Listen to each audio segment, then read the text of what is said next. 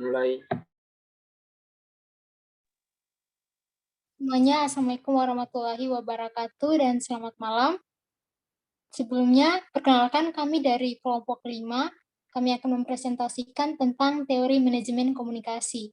Sebelum kami membahas tentang materi, di sini saya ingin memperkenalkan anggota kelompok saya.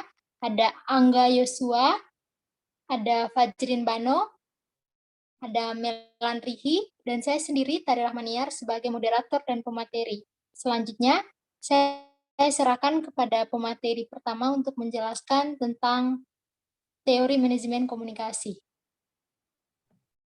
Baik, terima kasih atas kesempatan yang diberikan.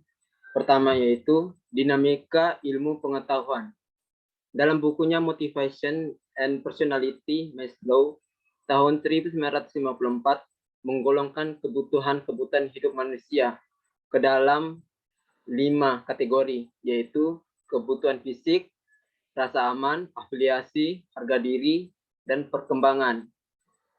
Selanjutnya, atas dasar keinginan ini, untuk memenuhi kebutuhan tersebut sesuai dengan fitrahnya sebagai makhluk berpikir atau Homo sapiens, inilah manusia mampu mengembangkan pengetahuan dan memikirkan hal-hal baru, menjelajahi cakrawala ilmu dan memecahkan masalah-masalah kompleks. Sebagai seorang cendekiawan yang menggeluti ilmu pengetahuan alam, khususnya fisika, Kuhn pada mulanya hanya berfokus pada disiplin ilmunya sendiri. Kuhn menjelaskan bahwa penelitian sederhana dan mengumpulkan data secara acak merupakan awal dari kegiatan ilmiah. Dalam proses ini, penilaian dan klasifikasi masih diabaikan, sehingga muncul banyak pertentangan di antara para ilmuwan sendiri. Masing-masing berusaha mempertahankan apa yang diyakininya benar. Dalam proses inilah, sejarawan sains dihadapkan pada tantangan dalam perannya sebagai pencatat dan pengurai prestasi. Di satu sisi, ia harus menilai antara yang ilmiah dan non-ilmiah. Dan di sisi lain, ia harus menjelaskan catatan prestasi tersebut sehubung dengan tokoh, waktu, dan temuan ilmiah ini secara objektif. Menurut Popper, ilmu berkembang secara rasional dan akumulatif, yakni melalui proses falsifikasi atau pencarian kesalahan dalam penemuan baru. Menurut proses Popperian ini, teori-teori yang disusun secara kontinu atau berkelanjutan diharapkan pada uji falsifikasi, dan semakin banyak teori yang tersalahkan, semakin maju teori yang bersangkutan. Selanjutnya,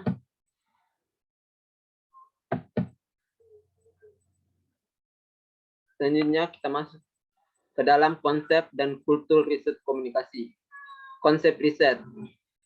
Metode riset merupakan analogi yang bernuansa intimidasi atau suatu metafora, penyulapan gambar-gambar pada akar ilmu pengetahuan dengan jubah putihnya yang sedang mempelajari tikus, contohnya putih tikus di sebuah laboratorium.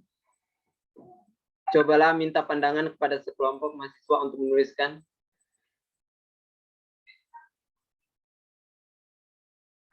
Lalu mengutip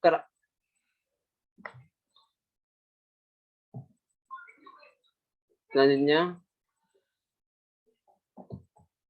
sehingga saya ulangi, konsep riset. Mengutip karakter film Cool Hand Luke, apa yang disuguhkan di situ merupakan suatu refleksi dari kegagalan komunikasi. Mereka melihat riset sebagai wilayah elit yang untuk mencapainya sulit dengan pemikiran tidak memungkinkan. Mereka mendapat gelar magister. Sikap ini sudah demikian tertanam resmi. Jadi konsep riset di sini bahwa bagaimana kita menyuguhkan sebuah metode riset dan kita membuat bukti atau kebenaran akan riset yang objek yang ingin kita teliti. Lalu selanjutnya cara-cara pengetahuan sehari-hari. Dalam konsep dan kultur riset komunikasi ini ada cara-cara pengetahuan sehari-hari, yaitu ada 5. Yang pertama, cara pengetahuan seseorang diyakini berdasarkan kewenangan atau otoritas meyakini sesuatu karena percaya terhadap apa yang dikatakan seseorang. Yang kedua, cara pengetahuan setiap hari diperoleh dari pengalaman perorangan dan introspeksi. Ketiga, cara pengetahuan sikap hari merupakan intuisi, mempercayai bahwa sesuatu itu secara sederhana, benar atau salah karena sesuatu itu memiliki rasa. Yang keempat, cara pengetahuan setiap hari adalah adat istiadat dan kebiasaan yang mempercayai secara sederhana bahwa sesuatu itu diketahui karena kebanyakan orang dalam masyarakat kita menganggap itu benar. Yang terakhir yaitu keajaiban dan tahayul. Seperti kalau kita menggunakan kata misteri untuk menemukan sesuatu peristiwa yang tidak dapat dijelaskan. Baik, sekian materi itu dari saya. Selanjutnya saya berikan kepada pemateri kedua.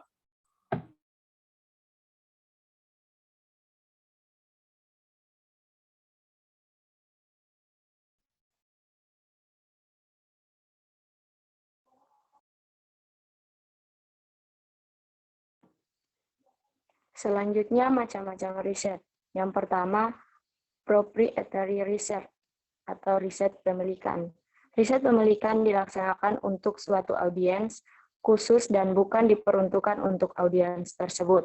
Yang kedua, scholarly research atau riset ilmiah. Riset ilmiah sebaliknya dilaksanakan untuk mempromosikan kepada publik agar mereka mengetahui hasil temuan riset, seperti halnya jika para tenaga riset meneliti. Selanjutnya,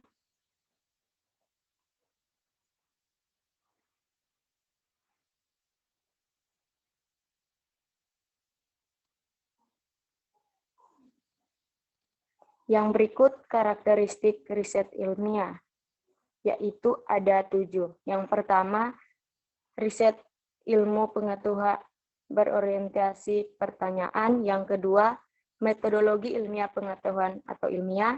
Yang ketiga, ilmu pengetahuan sifatnya kreatif. Yang keempat, ilmu pengetahuan dapat ditiru. Yang kelima, ilmu pengetahuan merupakan kritik diri.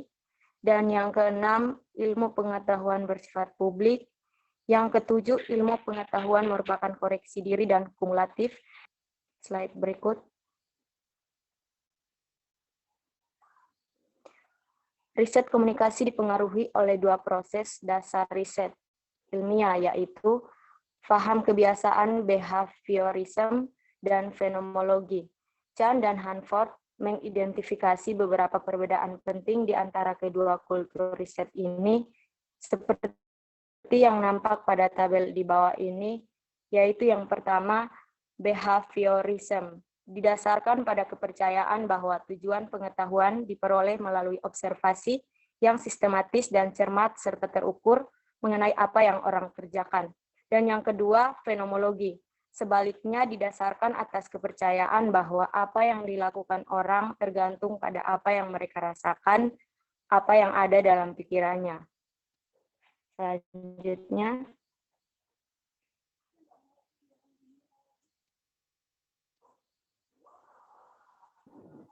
Oke, baik, saya akan melanjutkan penjelasan dari teman saya. Di sini kita akan masuk kepada materi yang ketiga, itu tentang sifat dan hakikat riset komunikasi. Sebelum masuk itu, kita akan bahas tentang sejarah riset komunikasi. Komunikasi adalah sebuah topik kajian penting di dunia modern. Kita bergantung pada komunikasi dengan orang lain untuk mengumpulkan informasi yang relevan dan untuk memberikan pengaruh profesional dan interpersonal. Keefektifan komunikasi terkait langsung dengan tingkat keberhasilan kita dalam menafsirkan dunia dalam mencapai tujuan-tujuan kita. Kita sering heran dan kebingungan ketika strategi-strategi komunikasi kita tidak berhasil. Ketika kita salah menafsirkan atau ketika kita gagal untuk mencapai tujuan-tujuan yang kita maksud, riset komunikasi dilakukan untuk mengungkapkan misteri proses komunikasi dan membantu kita memahami mengapa komunikasi bekerja atau tidak bekerja sebagaimana dimaksudkan. Komunikasi bukanlah sebuah topik riset baru. Komunikasi telah membangkitkan rasa ingin tahu dan telah dikaji selama berabad-abad. Kajian komunikasi yang paling awal bisa ditelusuri adalah pada abad ke-5 sebelum Masehi. Ini selama periode klasik penelitian komunikasi, para filsuf seperti Plato dan muridnya Aristoteles mengkaji strategi-strategi pidato para orator Yunani. Mereka menyebut bidang penyelidikan ini sebagai retorika.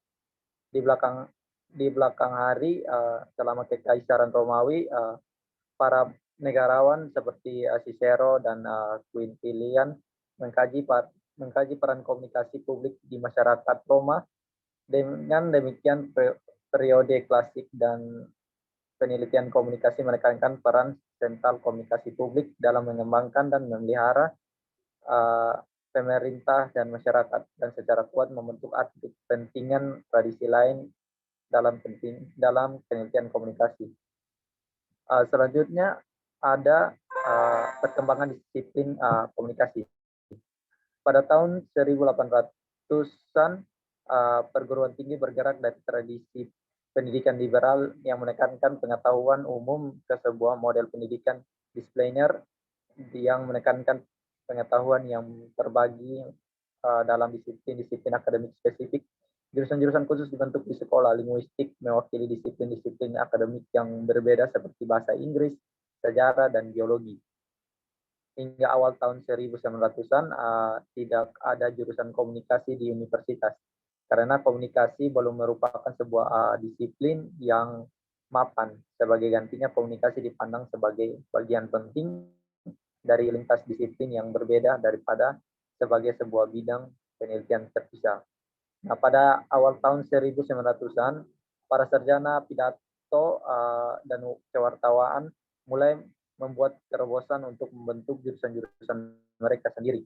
Untuk melegitimasi hak mereka untuk mendirikan jurusan-jurusan terpisah, para anggota Fakultas Pidato dan Kewartawaan harus membuat pembenaran untuk status di bidang-bidang spesialisasi mereka sebagai disiplin-disiplin akademik. Meskipun demikian, jurusan pidato dan kewartawanan mengembangkan strategi-strategi yang terpisah untuk menegaskan status disipliner. Para anggota Fakultas Pidato mengadopsi ilmu-ilmu fisika dan ilmu-ilmu humaniora, suatu pembenaran yang terutama ilmiah untuk status disipliner. Dengan sering mengacu disiplin baru mereka sebagai ilmu pidato. Selanjutnya, mendefinisikan komunikasi. Definisi representatif komunikasi berarti bahwa informasi dilewatkan dari suatu tempat ke tempat lainnya. Miller 1951, halaman 6. Pandangan ini cenderung menekankan karakteristik. Yang pertama itu, komunikasi adalah suatu pesan. Suatu pesan ini adalah, maksud dari ini, pernyataan ini adalah seseorang yang usahakan untuk sembarangkan kepada seorang lainnya. Yang kedua itu, komunikasi adalah suatu tindakan. Yang ketiga itu, komunikasi adalah disengaja.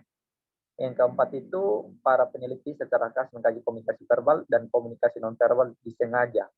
Yang kelima itu, komunikasi bersifat pilihan. Yang keenam, komunikasi adalah berorientasi sumber. Dan yang ketujuh itu, tujuan komunikasi adalah untuk tukar-menukar informasi, untuk membujuk orang lain. Komunikasi dengan demikian adalah isi yang kita ingin sebarangkan kepada orang-orang lain untuk suatu tujuan tertentu. Selanjutnya akan dijelaskan oleh teman saya persilakan. Selanjutnya, terima kasih. Selanjutnya mengenai sifat dan hakikat riset komunikasi. .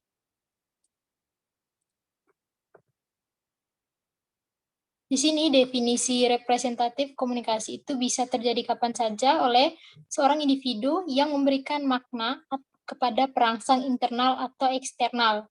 Dan pandangan ini cenderung menekankan kepada karakteristik-karakteristik. Di sini ada 7 karakteristik. Yang pertama, komunikasi adalah suatu makna di mana sesuatu yang dilekatkan orang kepada perilaku. Yang kedua, komunikasi adalah berproses. Di sini interaksi yang berkelanjutan dan senantiasa berkembang di antara orang-orang. Yang ketiga, komunikasi itu bersifat tidak sengaja, jadi dia bisa terjadi kapan saja. Kita memberikan makna kepada perilaku, apakah itu diniatkan atau tidak diniatkan. Yang keempat, para peneliti itu mengkaji komunikasi nonverbal tidak disengaja sebagai tambahan terhadap komunikasi verbal dan nonverbal yang disengaja. Orang tidak bisa memilih hal itu terjadi kapan saja orang memberikan makna kepada perilaku. Yang keenam, komunikasi itu adalah berorientasi pada penerima. Di sini bisa terjadi karena kapan saja seseorang memberikan makna kepada perilaku. Maka komunikasi itu terletak di dalam diri penerima atau orang yang mendekoding perilaku bersangkutan. Adalah memberikan makna dan untuk saling memahami. Komunikasi itu menciptakan hubungan antara diri kita sendiri dan seseorang lainnya.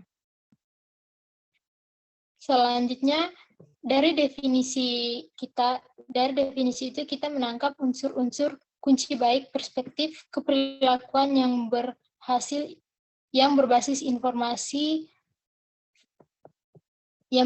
informasi di sini pun ada pun karakteristik kunci dari komunikasi itu adalah pertama pesan dan makna, yang kedua tindakan dan proses komunikasi, yang ketiga komunikasi disengaja dan tidak disengaja, yang keempat sistem pesan verbal dan nonverbal, yang kelima informasi dan makna, yang keenam dimensi isi dan dimensi hubungan. Selanjutnya, sifat dan hakikat riset komunikasi pada bagian level-level komunikasi. Pada bagian level-level komunikasi, pada level pertama itu adalah komunikasi intrapersonal atau komunikasi terhadap diri sendiri. Pada level kedua, naik menjadi komunikasi antarpersonal, di mana komunikasi itu terjadi antara satu orang dengan satu dan dua orang. Yang ketiga, komunikasi kelompok. Lalu yang keempat, komunikasi keorganisasian. Yang kelima, komunikasi kemasyarakatan. Jadi kesimpulannya, komunikasi itu bisa terjadi kapan saja seseorang berusaha mengirim suatu pesan atau menanggapi dan memberikan makna kepada penerima. Mungkin itu saja hasil presentasi dari kelompok kami. Mohon maaf apabila ada kekurangan, dan buat teman-teman yang menonton, saya harap untuk coba like, subscribe, dan juga komen dan memberikan pertanyaan melalui link di bawah komentar YouTube. Terima kasih.